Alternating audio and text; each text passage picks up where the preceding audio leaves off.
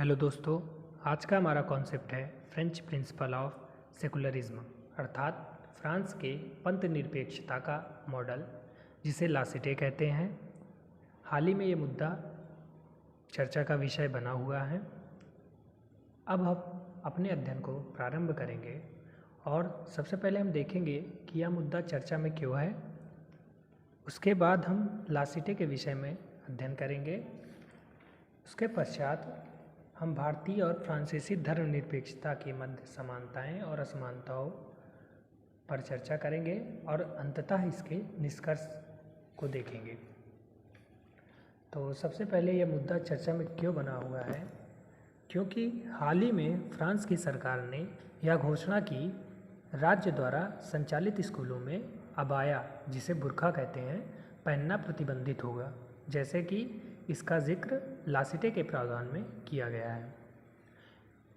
इसके जवाब में फ्रांसीसी सरकार के अनुसार धर्मनिरपेक्षता का अर्थ है स्कूल के माध्यम से स्वयं को मुक्त करने की स्वतंत्रता और किसी व्यक्ति को केवल देखकर ही उसके धर्म की पहचान नहीं की जानी चाहिए। अब हम लासिटे के विषय में अध्ययन करेंगे। तो यह 19वीं शताब्दी में उत्पन्न संकल्पना है जिसका अर्थ चर्च एवं राज्य के मध्य औपचारिक अलगाव है, अर्थात राज्य चर्च के कार्यों में हस्तक्षेप न करे तथा चर्च राज्यों के कार्यों में हस्तक्षेप न करे, अर्थात दोनों के मध्य पूर्णतः अलगाव। जैसा कि फ्रांसीसी संविधान के पहले अनुच्छेद में स्पष्ट रूप से कहा गया है कि गणतंत्र व्यक्तिगत लासिटे अर्थात राज्य व धर्म के मध्य औपचारिक अलगाव लोकतांत्रिक और सामाजिक होगा। इसके अंतर्गत सार्वजनिक क्षेत्र में धार्मिक मूल्यों को पूरी तरह से हटाना और उनके स्थान पर स्वतंत्रता, समानता और बंधुत्व जैसे धर्मनिरपेक्ष मूल्यों को शामिल करना शामिल है। लासिटे का अंतर्निहित लक्ष्य है लोगों में सहिष्णुता अर्थात सभी का आदर करना तथा उन्हें आत्मसात करना अर्थात स्वयं में समाहित करना है। इस कानून के अनुसार धर्म को निजी क्षेत्र तक ही सीमित रखना है तथा इसको लागू करने की जिम्मेदारी राज्य की है। राज्य लासिटे के कानून से चल रहा है। लासिटे के इतिहास में 3 तारीखें बाकी सभी से अलग हैं। पहली 1789 1789। इस तारीख को लासिटे कैथोलिक चर्च की शक्ति के खिलाफ एंटी क्लेरिकल रिपब्लिकन के संघर्ष का एक उत्पाद फ्रांसीसी क्रांति 1789 के बाद एक अमूर्त विचार था। अब एंटी क्लेरिकल रिपब्लिकन क्या होता है? तो इसे लिपिक विरोधीवाद भी कहते हैं। आमतौर पर यह सामाजिक या राजनीतिक मामलों में धार्मिक प्राधिकार का विरोध है। इसकी शुरुआत आमतौर पर रोमन कैथोलिक धर्म के प्रभाव का विरोध किया गया है। यह मुख्यतः धर्मनिरपेक्षता से संबंधित है जो चर्च को सार्वजनिक और राजनीतिक जीवन से अलग करना चाहता है।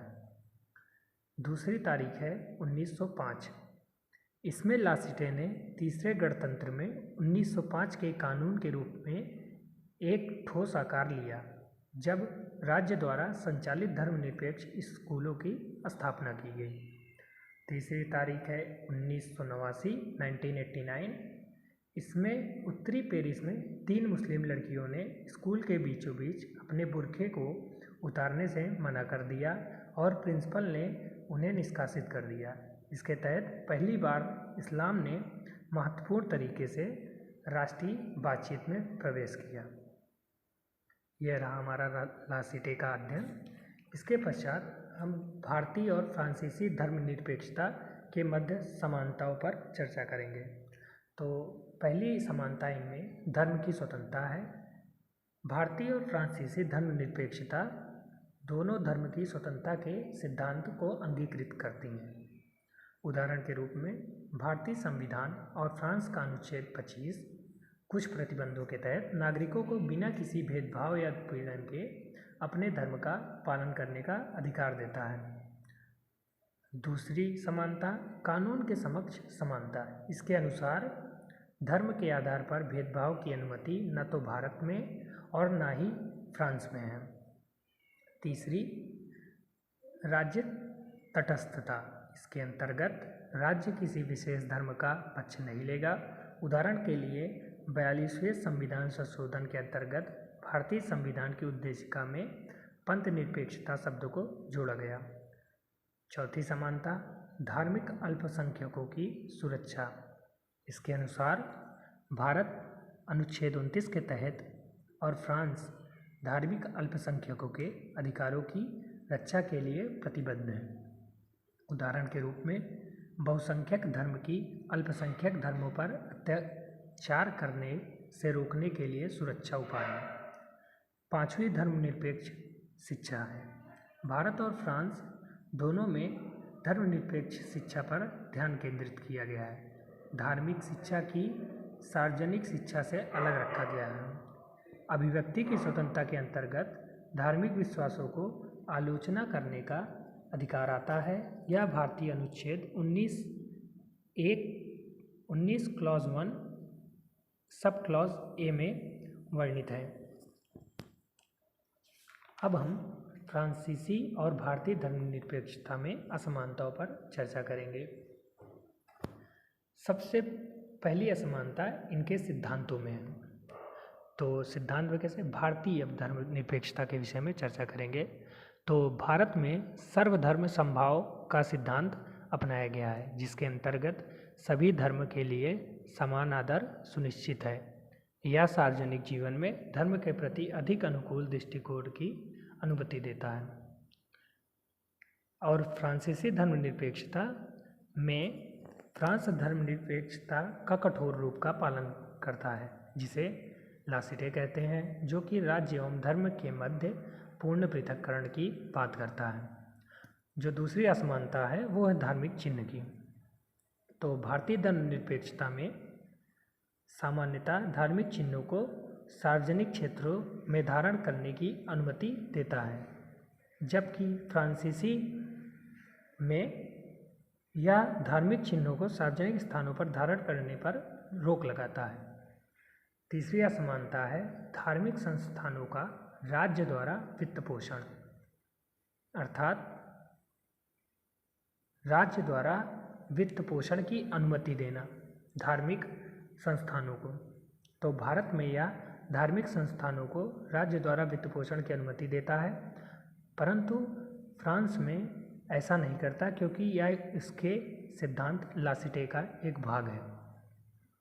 चौथी असमानता धार्मिक व्यक्तिगत कानून। भारत में प्रत्येक धर्म के अपने विशिष्ट कानूनों का संग्रह है, जैसे हिंदू विवाह अधिनियम, जबकि फ्रांस में सभी धर्मों के लिए एक कानून है। पांचवी जो असमानता है वो है राज्य तटस्थता। भारत प्रायः राज्य धर्मों के साथ अलिंगित है तथा प्रत्येक धर्म की मान्यताएं एवं संस्थाओं को प्रोत्साहित करता है, जबकि फ्रांस सार्वजनिक संस्थाएं पूर्णतः धर्मनिरपेक्ष रखता है तथा किसी भी प्रकार के धार्मिक हस्तक्षेप को अस्वीकार करती है। ये रही समानताएं और असमानताएं।